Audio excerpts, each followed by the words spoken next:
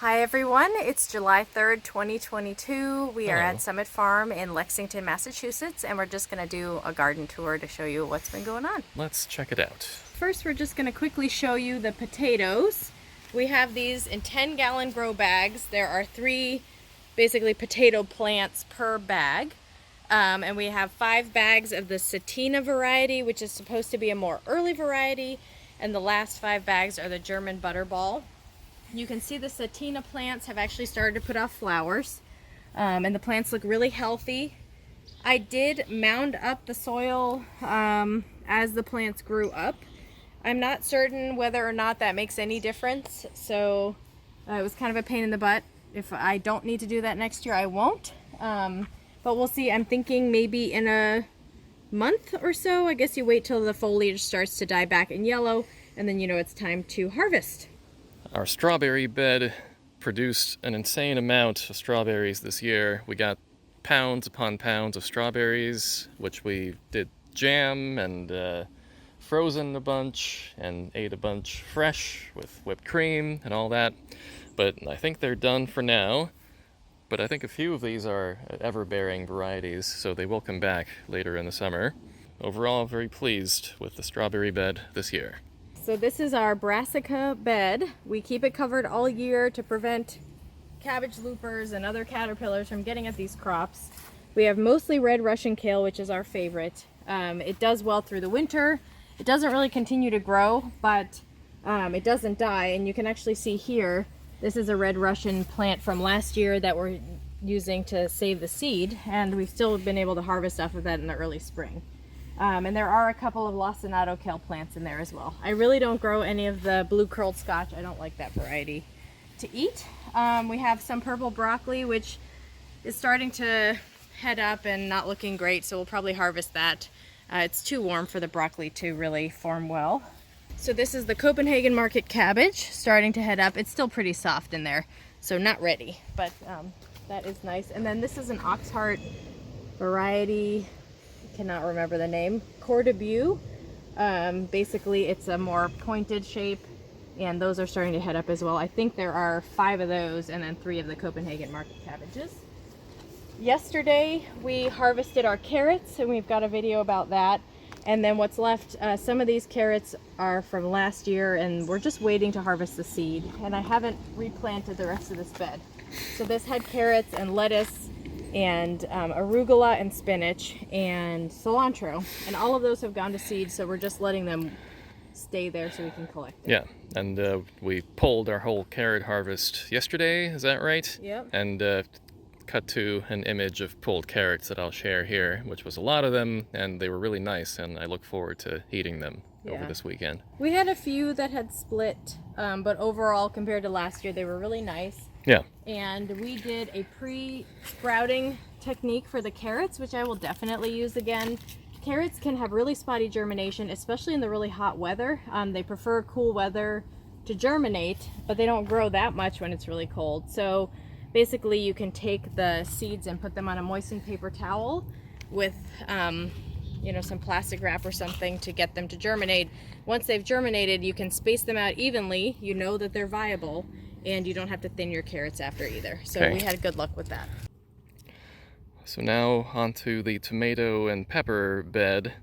These tomatoes were really slow to start. We planted them over a month, almost 2 months ago. Yeah, we have some video or photo of that. Yeah, I'll try to find that. But anyway, these were really slow to take off, but finally I think they've really started now that it's really warm. And they were also stunted when we had them inside growing as well. So we're not really sure exactly where the problem was. It was weird. They're really stunted. But thankfully now they've taken off. We've got several varieties here. We've got 2 Black Creme, which is our favorite, I think. And then what else do we have? Do you know? We have 2 Great Whites here. Yep. This, I believe, is the Anna Russian variety. We've never tried this one. It's just supposed to be a very pleasant variety, and you know, I'm always in search of the best tomato, and ones from Russia usually do the trick for me. In your mind, anyway. Yeah. Oh, and we've also got basil along the front here. This looks like it's doing better as well. Yep. I don't know if it was stunted for the same reason as the tomato. We had a cool June. We had some probably soil issues, fertilization issues, germination issues inside. So it's just been a tough year anyway. Yeah. But we've got some, that's like regular Genovese basil. This is a cinnamon basil, purple Thai basil, lettuce leaf basil, and the dwarf Greek basil. This one has a really nice spicy flavor. I like that a lot. Yeah. And of course we have a bunch of dill growing in between the tomatoes, and this is going really crazy. Yeah. We probably need to cut this back Using soon. it for pickling and a whole bunch of other stuff, but that's great. When we did have a monarch caterpillar in there, I don't know if it got eaten or it pupated, so anyway. All right. And then this one is the Aunt Ruby's German green, which we grew last year, and it was orange. So, and it didn't taste that great. So we ordered some new seeds because it's supposed to be delicious from a different company, and we'll see. It's a very vigorous plant. I mean, it's the healthiest of all of them. Yeah, it's already We've got got some decent-sized a few fruit. fruits going there. So that's that one. All right. These are, I think these 4 are Amish paste, Yeah. which is a really good standby for canning. They have good flavor. They're very prolific. We grew them last year. This one is the Sartre Rollois. I don't know how to say that one. Okay. This is, we've never grown it before. It's a yellow tomato with like purplish hue on the shoulders from anthocyanin. So I'm excited. I don't see any fruit on that yet, but we do have some flowers coming. This one is the Sun Gold. This is a hybrid cherry tomato. It's supposed to be really good, and we are getting some full-size fruit here, so these hopefully will color up pretty soon. Yeah. And I planted beets in this bed in the beginning of the season, and this is the only one, but it's actually turning into a beet. Yeah, you could see a Could beet. you believe it? So I have a really hard time with beets. I'm not sure what the problem is. We've got eggplant. The variety is Rosa Bianca. We've never grown eggplant. We don't really eat a lot of eggplant, but I'm a sucker for any plant that looks really beautiful. So they are really slow. Probably should have planted them sooner, but anyway, we are getting some growth on them finally. And then along this side, this is a white calendula. Just thought I would try it out. Everybody's talking about calendula. You can make salves out of it. It's supposed to be healthy for, I don't know, teas or skin or something. Looks nice. And it's quite pretty. Very much bigger than I expected. And then, do you want to go up this side of the tomato bed? Yeah, let's finish up the tomato bed on this side.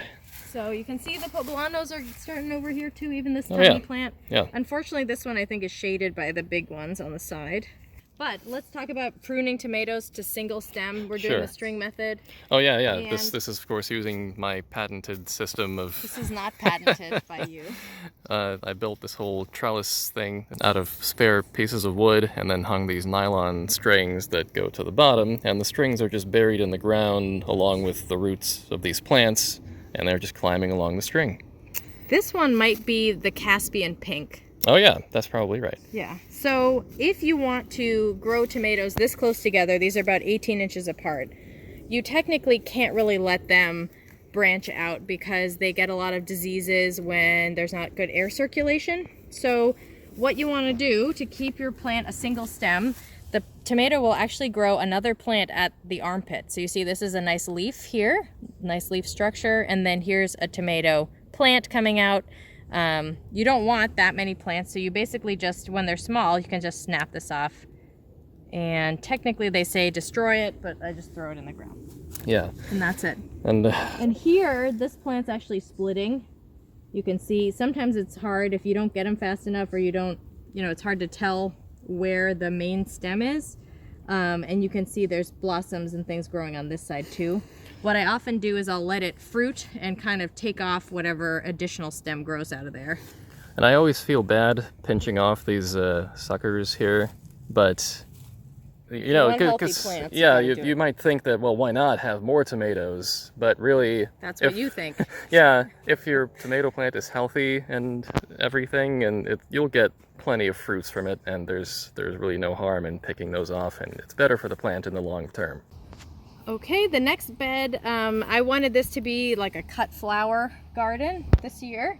So we haven't had that much success. We had sort of the same stunting problems in this bed as we did in the tomato bed. I also had some trouble with slugs and I don't know, in the beginning.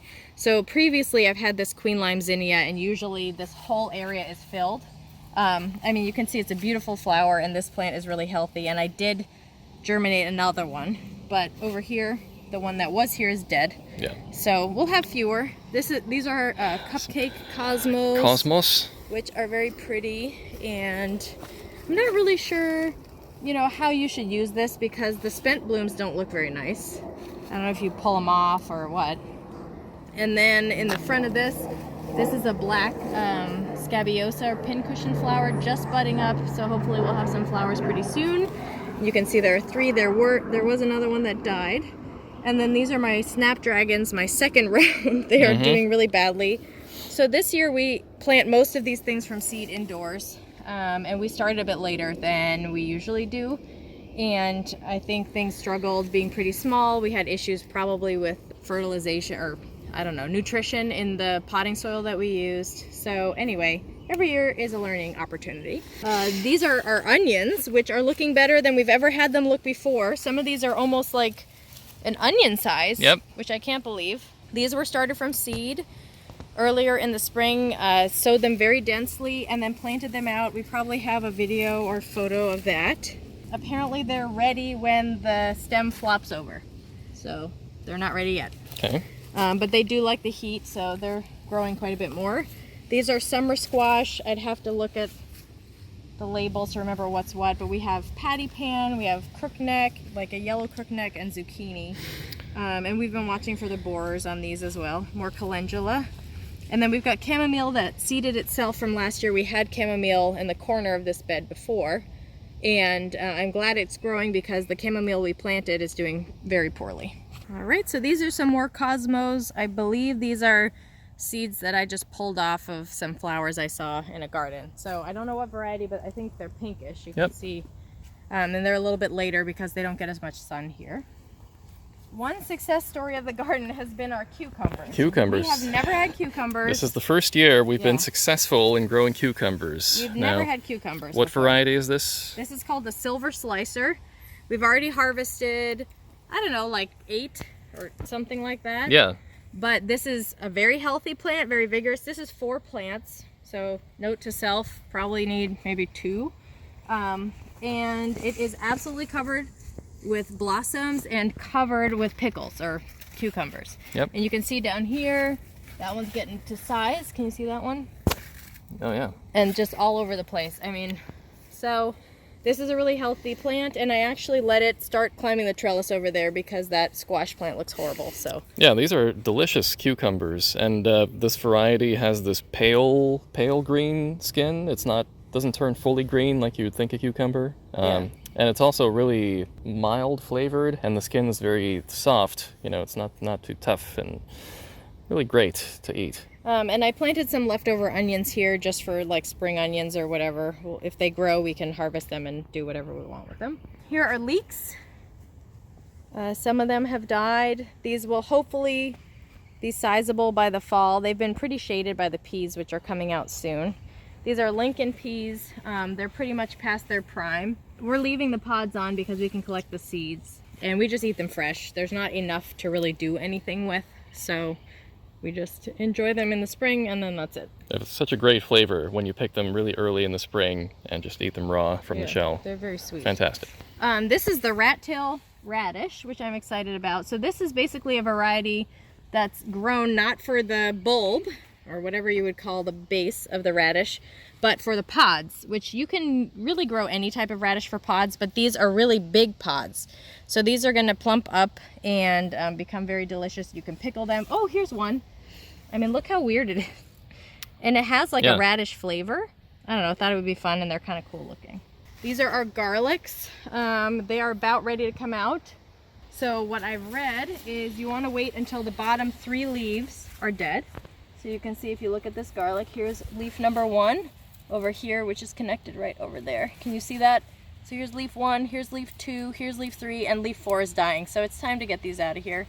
Here's 1, 2, 3 leaves. So that's about the time to take them. The leaves correlate with the paper wrapping on your garlic. So you want to have a lot of protective layers, but not so many that the bulb itself has now all become paper.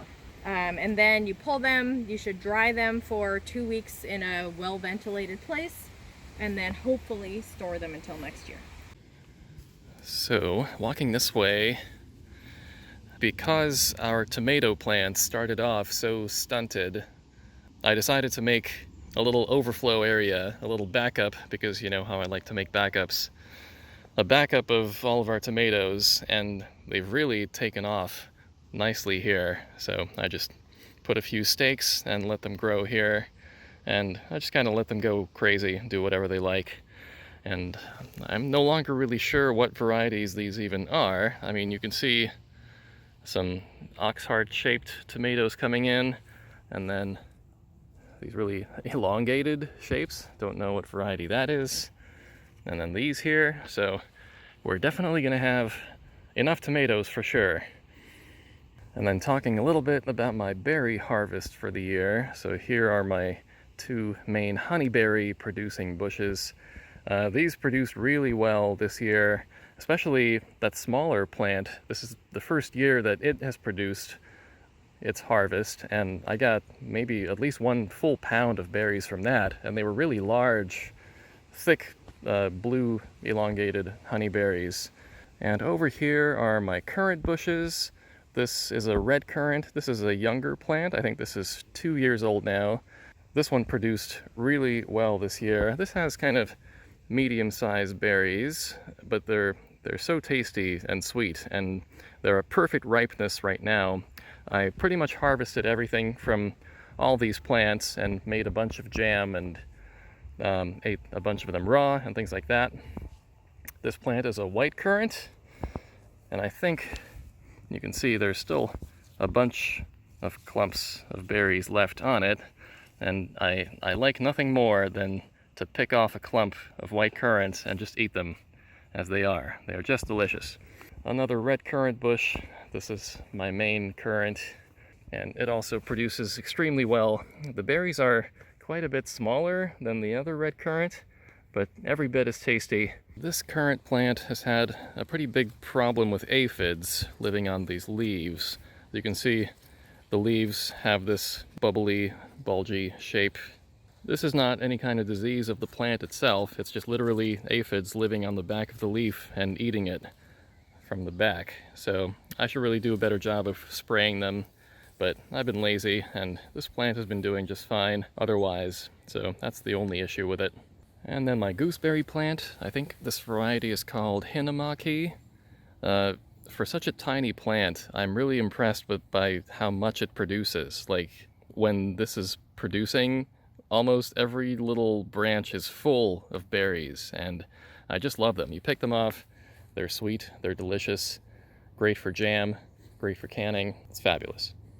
So over in this area, I have more overflow tomatoes, which are also going crazy, but I like that. I'd rather have more than less. Why not? And a lot of these self-seeded, right? Yeah, most of those are self-seeded. I think only 1, maybe 2 of these plants are ones that we, grew from seed and planted over here as an overflow, but the rest self-seeded in the compost that we had. So these are also squash that this huge plant on the side, that's actually a giant pumpkin that someone from work gave me, but the rest of these squash plants here, these are all seeds that germinated on their own. We don't know what variety they are. And I decided to try the Three Sisters garden this year, even though I know it probably won't work. But we have corn. We've got glass gem corn, which I think starts about here. This is glass gem. And then over here is a red sweet corn variety. I forget what it's called. And actually you can see the stems are different colors. So that's the red, and those are glass gem. I don't know how much of these we'll actually get to be eating, but we can dry them and use them for decorating and things like that if they ever make corn. And then interspersed among the corn, we have squash. I tried to pick varieties that the vine borers don't attack as much. And then around them, the third sister is beans. I've planted the purple hull pink eye pea, which I really, really like. So this is the comfrey hedge. This is the Bocking 14 variety of comfrey, and I think there's less water for it to get in this area, so it doesn't quite get as big. But you can see it's blooming down here. The pollinators really like it, and you can actually cut this back or pull the larger leaves, make comfrey tea. You can use it as a mulch because it has a deep taproot that mines for minerals, and it's very nutritious, has a lot of potassium. So for plants that have fruit or flowers, it's really a great fertilizer for them. And it smells like shit. Our kiwi berry pergola, where we have the male and the female kiwi berry growing and then meeting up with each other at the top. It hasn't flowered yet this year, and this has now been 2+ years that it's been growing. So maybe next year. I think it's gotten a sufficient size for it to start. Yeah, I think we need to do a bunch of pruning on the female side there, but hopeful. And then a couple of sunflowers, which are not doing too well. Maybe they're not getting enough sun here. Yeah, these are the mammoth variety. They're supposed to get to 12 feet high, and right now they're about 2.5. Mammoth in quotes. Yeah. The asparagus bed. We actually ate a few asparagus from this bed this year, and now we're just letting it grow and establish itself more. And I'm not sure it's getting enough sun because I think it would be a lot more prolific by now. But anyway, it's not dead, so that's good. There's our new compost tumbler behind there. All right, so that's it from Summit Farm July garden tour, and hopefully we'll give you an update and show you what's happening next. Thanks for watching. See you next time.